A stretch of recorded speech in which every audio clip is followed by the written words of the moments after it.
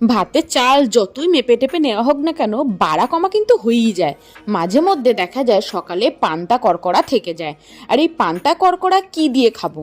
ডিম ভাজা তো আছেই, কিন্তু তার সঙ্গে মনে হলো ফ্রিজে অনেক সবজি আছে, সব সবজিগুলোকে বার করে ছোট ছোট করে কুচিয়ে ফেলি। আমি এখানে দিয়েছিলাম পেঁয়াজ কলি, ওলকপি, বিনস, গাজর, ফুলকপি, আলু। তারপর কড়াইয়ের মধ্যে সর্ষের তেল গরম করে কালো জিরে, কাঁচা লঙ্কা ফোড়ন দিয়ে সব সবজিগুলো দিয়ে দিলাম। খুব ভালো করে মিশিয়ে নেব, পরিমাণ মতো নুন আর হলুদ দিয়ে দেব। বেশ কিছুক্ষণ নাড়াচাড়া করে একটু ঢাকা দিয়ে রেখে দেবো, যাতে সব সবজিগুলো ভালোভাবে সেদ্ধ হয়ে যায়। মোটামুটি মিনিট 5 মতো ঢাকা দিয়েছিলাম। এরই মধ্যে সবকিছু সবজি খুব ভালোভাবে সেদ্ধ হয়ে গেছে। আর কিছুই নয়, শেষে একটু ধনে পাতা কুচি ছিটিয়ে দেবো, অল্প 4 দানা চিনি দিলাম। আর ঘরেতে একটা ম্যাগির ম্যাজিক মশলার পাতা পড়েছিল, সেটাই একটু অল্প ছিটিয়ে দিলাম। আর ঠান্ডা কড়কড়া ভাতের সাথে এই ভাজিটা খেতে কিন্তু দারুণ লাগে, তোমরাও বানিও।